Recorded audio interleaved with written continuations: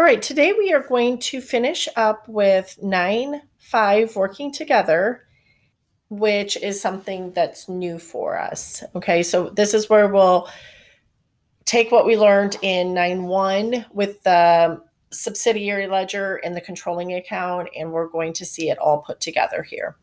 So in 9-5 working together, what I want you to do is I want you to pause the video. So for golden fabrics, I want you to add up the column totals. So I'm just going to help you out here a little bit. How many days are in October? And you can, again, use your knuckles or the little rhyme to help you figure it out, because that is a point, but there are 31 days. And then I want you to write totals. And now pause the video and add up your 4 columns. All right, so we should have, you can go ahead and double check your answers here. Don't forget your cents. So now we're going to move on to step 2, where we're going to post from our cash payments journal. So what I want to do here is it says post each line from the cash payments journal to the accounts payable ledger and then to the general ledger. So we're first going to post to the accounts payable ledger, and this is going to look like it did in 9-2. Let's go ahead and see what we have in our cash payments journal. The first account, we're going to go by line, and we are only going to post anything that is, in the accounts payable debit column.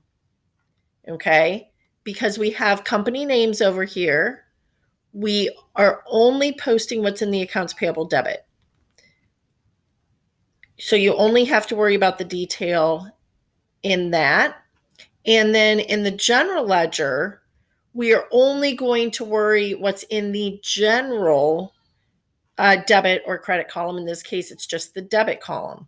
And we're going to do this individually by line. So let's go ahead and work through the first 2, and then I'm going to have you pause and you are going to do the rest of them independently. So the first one says we need to go to the general ledger because it's in the general debit column, and it's utilities expense, which does not have account or a company name. So we're going to go to our general ledger. Step 1 is going to be the 2nd, October 2nd. Step 2 is going to be the CP 10, Cash Payments Journal 10, and it's going to be a debit of $124. And then I'm going to take the amount of my balance, $948.59, and I'm going to add that to 124 debit, and that gives me $1,072.59. Step 5, I'm going to take this account number 6170, and I'm going to go up here and I'm going to place it in the post reference column. Continuing on to the next transaction. Now this one is going to take me to the accounts payable ledger. So I'm going to go to Gray Manufacturing. The steps of posting are going to remain the same. So step 1 is my date. Step 2 is my cash payments journal 10. Now I want to look up here. It says it's a debit. So I have step 3 is a debit of $1,640, which means that's how much I have paid them on this transaction. I have a credit balance and a debit transaction. So a debit and a credit, I'm going to subtract. That gives me a 0. And I'm going to come back here and I'm going to put the vendor number of 220 in the post reference column. I want you to pause the video and I want you to continue down through the rest of them. All of them except Westland Supply will be in your general ledger. Okay, so now this is what this looks like. You should have every column or box here in the post reference column filled in with a number from the general ledger or the accounts payable ledger. And it only should be filled in if you posted it. So I'm just going to scroll down through the bottom and you can see if you got the right information. You only needed to, in the accounts payable ledger, you only needed to post it to Gray and to Westland. So we did Gray together. I'm going to scroll down here to Westland, and you should have a balance that we still owe $566. Okay. Now we're going to move on to looking at our general ledger accounts. We have supplies office. I want you to double check. Do you have a balance of $3,232.32? Did you include your cents? Supply store, you should have a balance of $4,237.36. Purchases would be $95,703.23. Cash short and over, you should have a debit balance of $21. Credit card fee expense should be a debit of $545.15. Miscellaneous expense is a debit of $2,537.61. And finally, utilities expense, you should have a debit of $1,072.59. Next, on step 3, we are going to post column totals. At this point, everything should be filled in your post reference column to the general ledger or to the accounts payable ledger, specifically to these different vendors. Now what we're going to work on is the column totals. We have to post 3 of the column totals. The first 2 for the general, we're simply going to put check marks indicating that we are not posting them as column totals. They have been posted individually in its entirety. We've captured all of that information here when we went through the individual posting, and there is no such account title as called general that we could even post this debit of $1,917.02. So simply just go ahead and select check number or check mark there. Next, we are going to then go to our accounts payable debit. This is going to indicate reduce the value that we owe because we have paid it off. Okay, so we're going to use our totals date, the 31st, our cash payments journal, CP10, and our debit amount of $2,066. That leaves us with an unpaid balance of $8,717.53. Take your account number and go ahead and put it underneath the accounts payable debit column. Next, we will go on to purchases discount.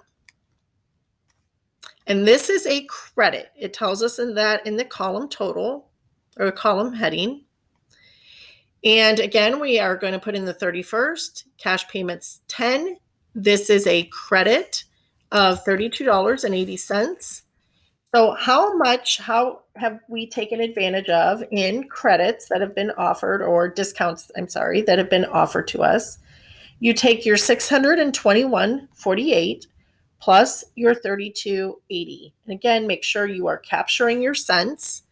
And that gives us a balance of $654.28 is how much we've taken advantage of in purchases discounts. We take the $51.20 for step 5 and put it in at the bottom of the column, purchases discount. Finally, we are going to go to cash. And you are going to put step 1 is the 31st. Step 2 is our CP10. This is cash credit where we have paid bills. So we're going to put this in as a credit of $3,950.22. This will reduce our overall balance of cash because we have paid off some of our bills. And that leaves us a balance of $12,504.97. You're going to put your account number cash up here. Don't forget your step 5, and we are ready to move on to the final step. The last thing here we're going to do is it's going to look similar to when we did the trial balance for the worksheet in chapter 6. But what we have to do is we have to go through, this is only looking at the accounts payable numbers. So we have a value in our general ledger that shows how much that we owe in accounts payable, but we want to compare that. We want to do an audit and look at the detail and see specifically who do we owe. And that's going to be just a simple document for our schedule of accounts payable. So just as in any normal report that we prepare, you're going to have your company name. The name of the report is called Schedule for Accounts Payable, and our date is simply the date, because on November 1st, this could change completely. So we are just simply going to grab the totals that are listed in the accounts payable ledger. Coastal Aquatics has a balance of $2,230.88. Gray Manufacturing is a 0. Yes, remember we paid that off. Pacific Supplies is $4,177.65. Westland Supplies is $566. And Yetman Designs is $1,743. Now we are going to total our schedule by adding them all up.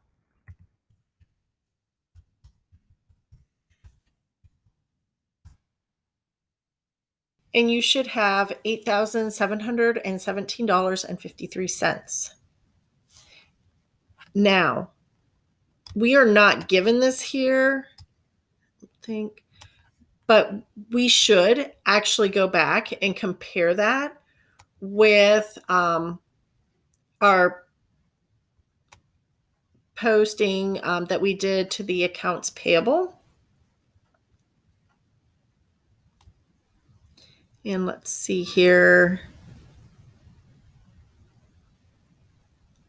Okay, yes, $8,717.53. Both of those numbers should match, and then we know we've done it correctly. You can go ahead and submit the working together and complete the on your own. And then if you need more time for any other work that you did not get submitted, you can go ahead and do that, and I will give you partial credit. Thank you.